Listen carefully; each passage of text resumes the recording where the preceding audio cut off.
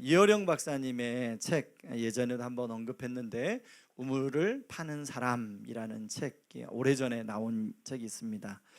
이 책에서 이 박사님은 이런 얘기를 합니다. 평생 내가 한 일을 한마디로 줄이려고 한다면 우물 파는 일이었다. 어른들은 늘 한 우물만 파라고 했는데 나는 여기저기 우물을 많이 팠다.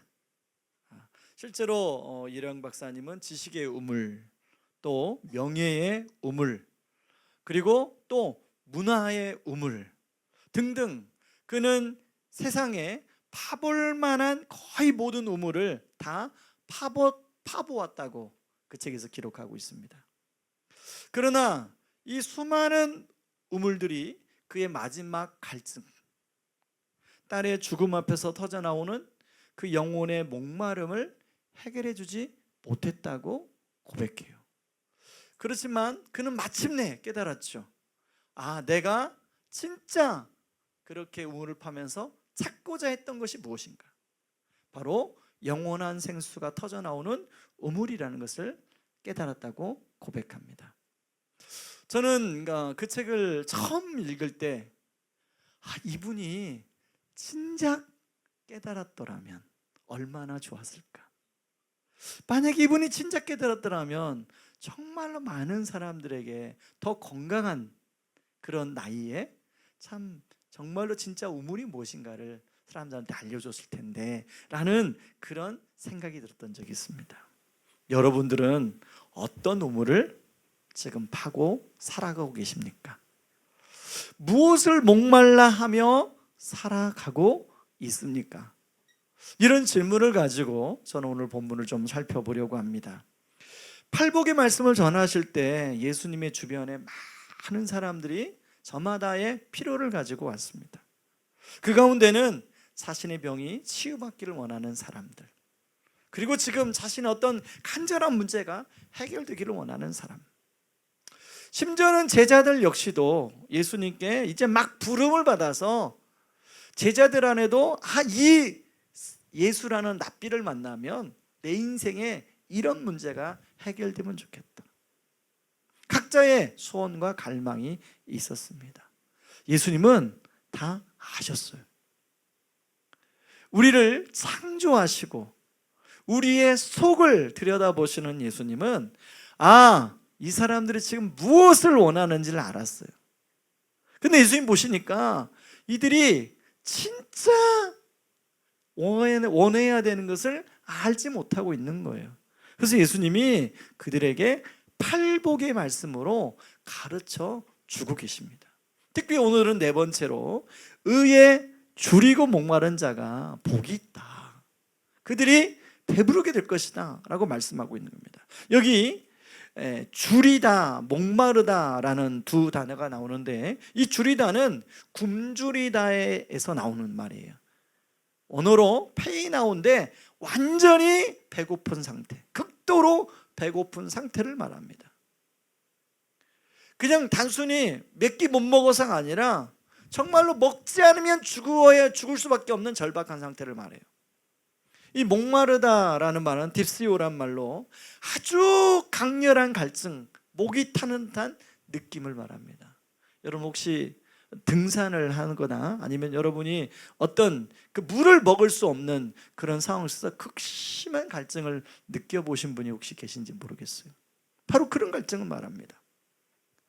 아주 간절히 원하고 바라는 것, 갈망하는 것이라고 바꿔 말할 수 있죠.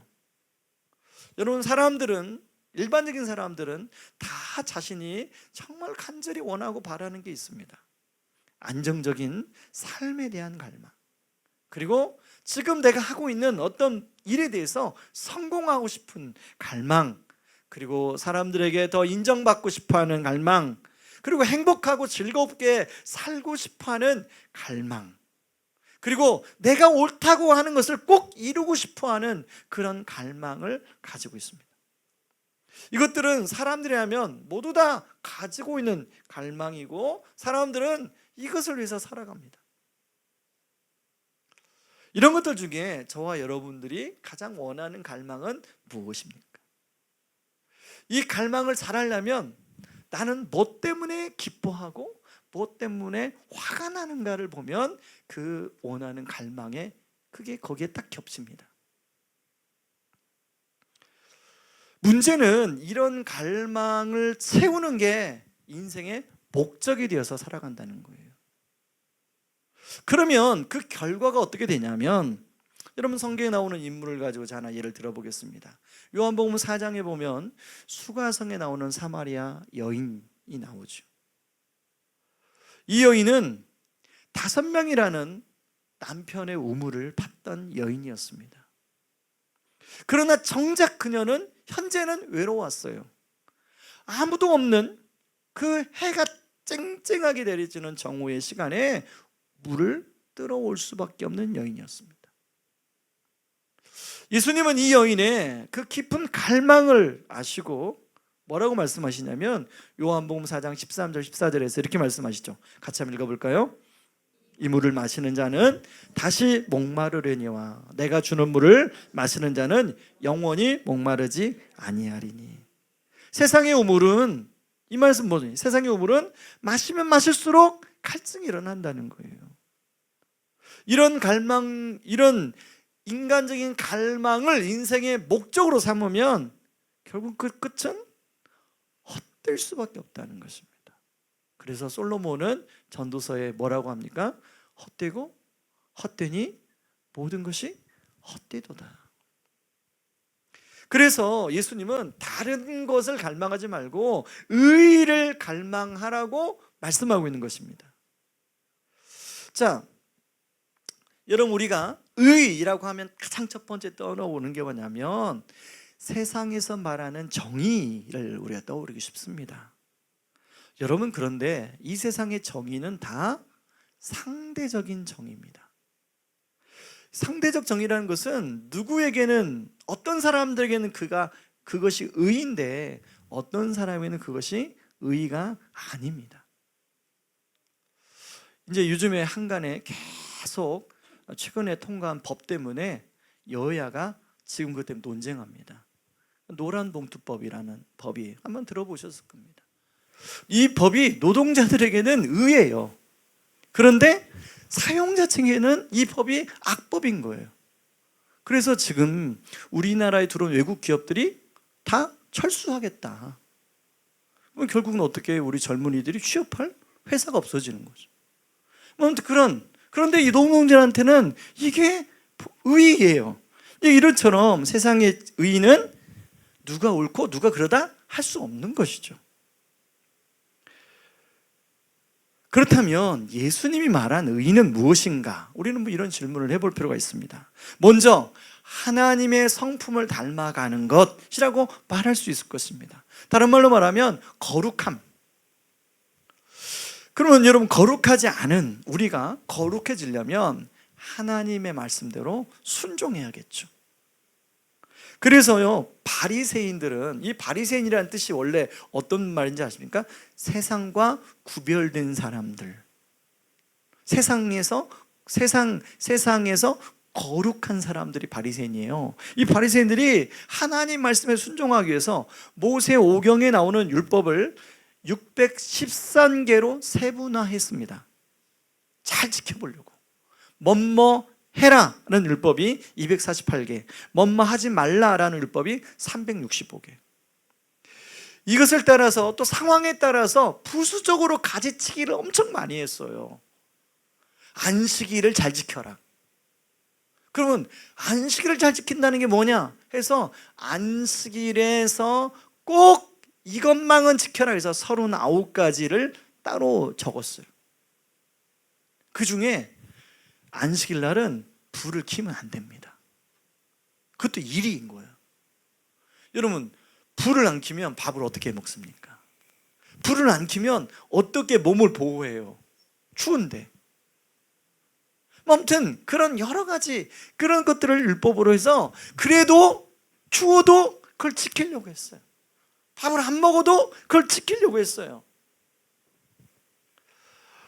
근데 문제는 말씀을 지키려고 애쓰고 노력하는 건 참 귀한데 그렇게 하려고 하면 할수록 지킬 수 없는 게 너무 많은 거예요.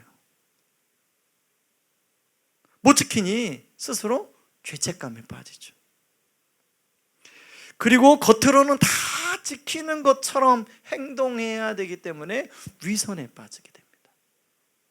그리고 다른 사람과 비교해서 상대적으로 내가 좀 율법을 잘 지킨다고 하면 교만하게 됩니다. 그리고 쉽게 내가 이 정도 지키니까 안 지키는 사람들을 판단하게 됩니다. 정죄하게 되죠. 근데 그러면 같은 판단받는 입장에서는 당연히 상처를 입게 되죠. 당연히 관계가 어그러지고 깨어지고 공동체에 균열이 생기고 공동체가 하나가 되지 못하는 일이 발생하죠. 그래서 예수님은 그런 바리새인들을 향하여 뭐라고 하냐면 회칠한 무덤이다. 여러분, 회칠한 무덤, 그러니까 시멘트를 발라놓은 무덤이라는, 속은 자기들도 못 지키는데 겉만 아주 그냥 화려하게. 여러분, 그래서 성경은 우리의 행위로서는 의로워질 수 없다고 분명히 말하는 것입니다. 그렇다면 어떻게 의로워질 수 있을까? 어떻게 예수님 말하는 정말로 의를 추구하면서 살 수 있을까? 여러분, 그래서 예수님이 우리의 의가 되어 주셨습니다. 고린도후서 5장 21절을 같이 한번 읽어보시죠. 같이 읽습니다.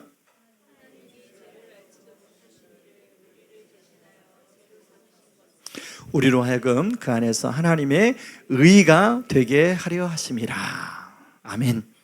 이 우리의 죄는 예수님께로 다 가져가시고, 그러니까 우리의 죄를 예수님이 다 뒤집어 쓰시고 예수님의 의를 우리에게 던짐표 주셨다는 거예요. 그래서 우리가 의로운 자가 된 거예요. 이것을 루터는 뭐라고 표현했냐면 위대한 교환이다라는 표현을 썼어요. 한번 따라오실래요? 뭐라고 했다고요? 위대한 교환. 정말 놀라운 일이죠. 분명히 나의 죄가 있는데 나의 죄는 예수님이 다 가져가시고 예수님의 완전한 의를 우리에게 다 주셨다는 거예요.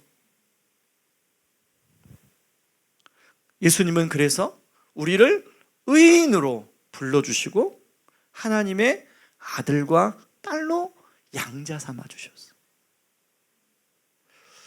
지금도 제 친구 목사님을 만나면요, 제가 한번 사진 보여줬잖아요. 아들만 둘 입양한 목사님. 이제 그 아들들이 지금 군대를 갔어요. 그래서 군대 생활을 너무 잘해요. 그래서 그 목사님 만나면 자기가 직접 낳은 자녀 둘 이야기는 별로 안 해요. 그 입양한 쌍둥이 아들들 이야기를 많이 해요. 그러면서 뭐라고 하냐면, 목사님, 만약에 이 아이들을 내가 입양하지 않았으면 이 아이들이 어떤 삶을 살았을까?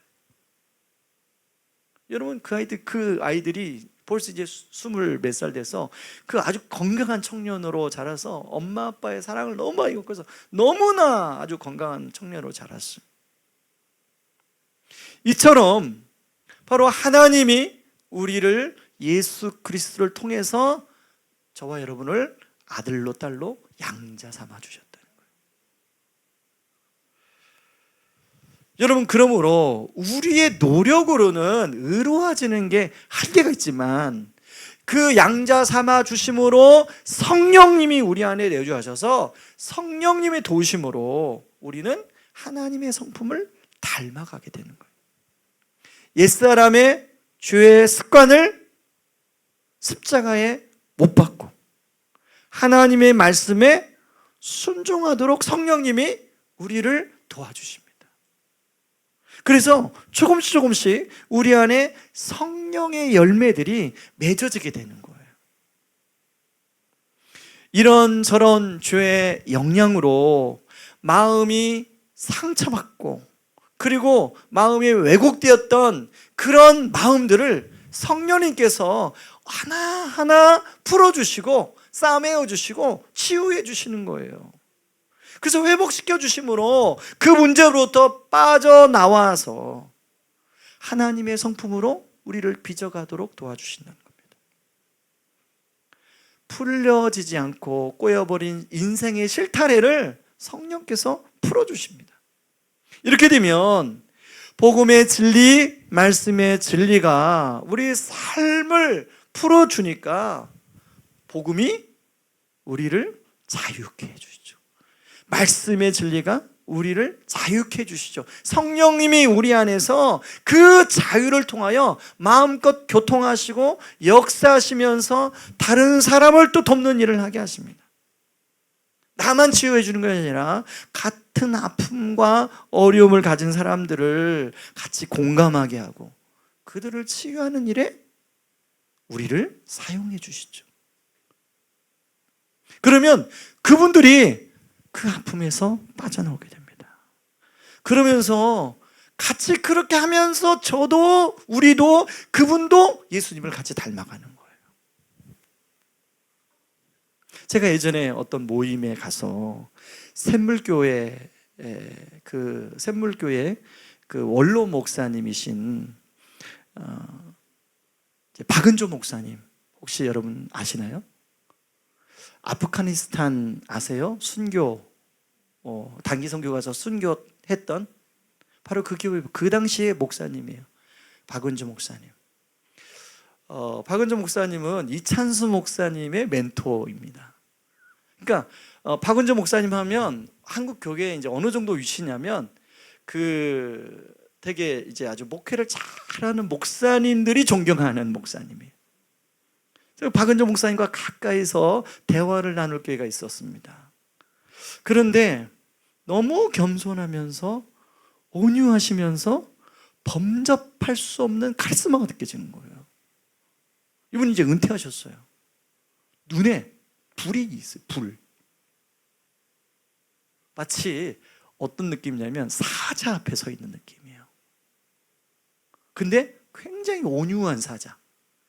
목소리도 아주 굵으시거든요. 근데 그 목사님이 주제가 뭐였냐면 지금도 본인이 중국에서 오랫동안 중국 선교를 하셨어요. 중국에 지금도 지속적으로 가서 정기적으로 가서 거기에 있는 그 사람들을 훈련을 시키고 그리고 그들을 통해서 중국 선교를 하는데 그때의 대화 나눴던 주제가 어떻게 하면 거기에 이제 아마 고등학생들이 있었나 봐요. 고등학생들. 그 아이들이 이제 어떻게 다 와서 좀 우리나라 좀 대학에 들어와서 그렇게 신앙적으로 잘하게 할 수 있을까? 뭐 이런 주제를 가지고 말씀하셨던 것 같아요. 제가 그분을 만나고 돌아오는 길에 굉장히 깊은 잔상이 남았어요. 이런 분을 보고 성령의 사람이라고 하는구나. 사랑하는 성도 여러분, 우리도 이제 나이가 들어가죠. 제가 42살에 교회를 개척했는데 어느새 제가 나이가 굉장히 많이 먹었더라고요. 마음은 지금도 42살인데 이제 내일 모레면 60이 막 될 것 같은. 싫은데. 여러분도 그렇죠? 우리가 나이가 들어갈수록 참된 의이신 예수님을 우리가 닮아간다면 얼마나 좋을까요? 그리고 우리를 통해서 우리 주변의 사람들이 그 예수님의 향기를 느끼도록 해준다면 얼마나 좋을까? 이런 성령의 열매를 맺기 위해서 전제되어야 할 것은 바로 자체이신 예수님을 우리가 계속 알아가야 된다는 거예요.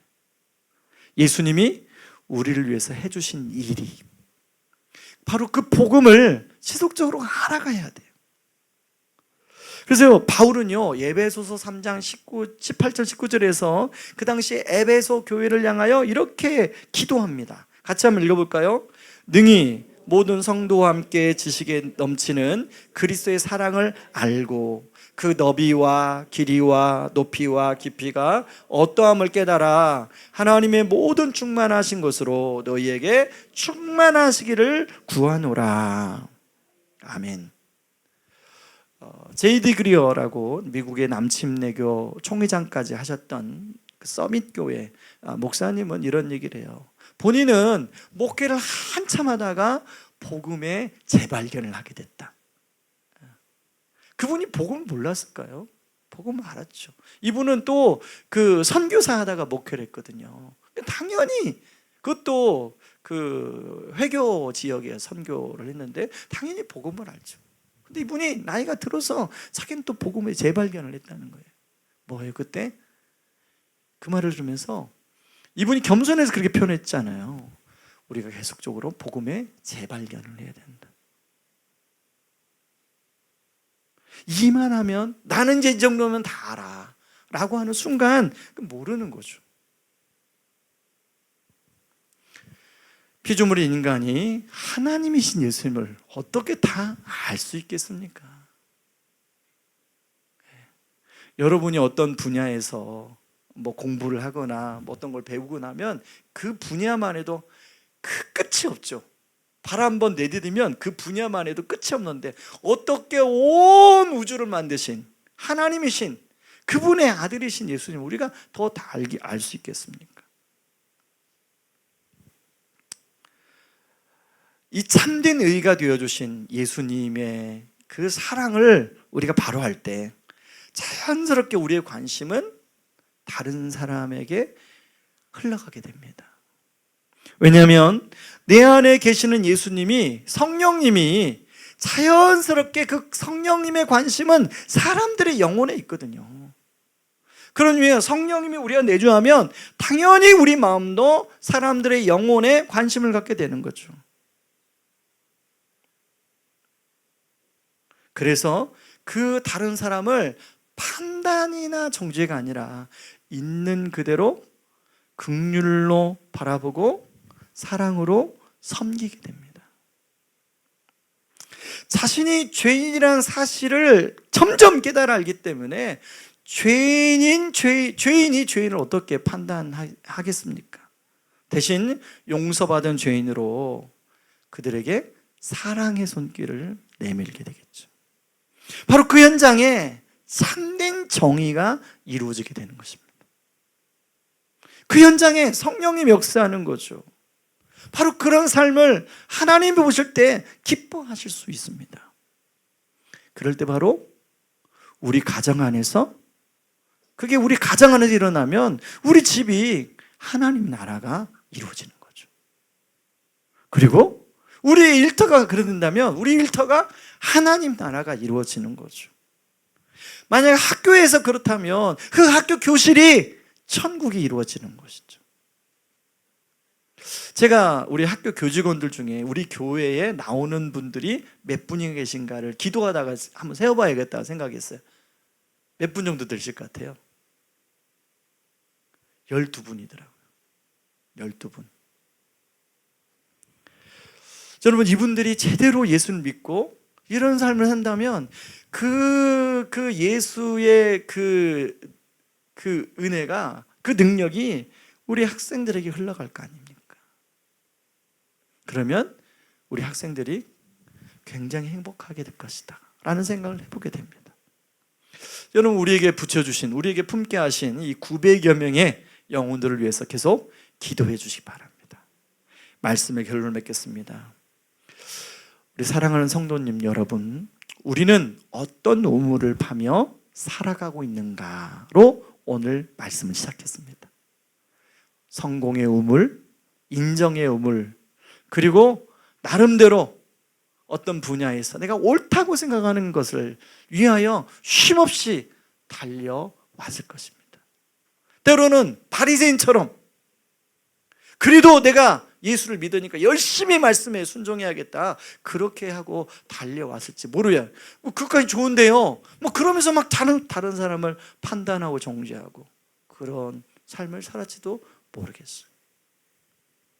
여러분, 오늘 그런 모든 우물의 끝에는 솔로몬이 말한 것처럼 헛되고 헛되더라.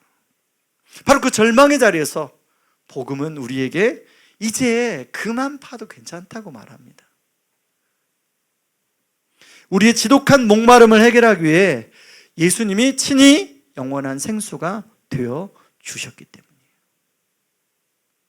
주님은 우리의 모든 죄와 심판을 대신 짊어지시고 당신의 완전한 의로움을 우리에게 가져다 주셨습니다. 그래서 누타가 위대한 교환이라고 부를 만큼 그 은혜가 바로 십자가에서 우리에게 주어진 거죠. 그러므로 이제 의에 줄이고 목마른다는 것은 더 이상 어떤 고통스러운 몸부림이 아니라 나의 의가 되시는 예수님, 그 사랑의 높이와 깊이와 길이와 넓이를 우리가 더 알아가는 것이죠. 그럴 때 성령님이 우리 안에 역사하시고 그 성령님은 바로 성령님의 관심인 우리 주변의 영혼을 향하여 그 내 안에 내주하시는 그 예수님의 그 마음이 그 영혼을 향하여 흘러가도록 하게 하신다는 것입니다.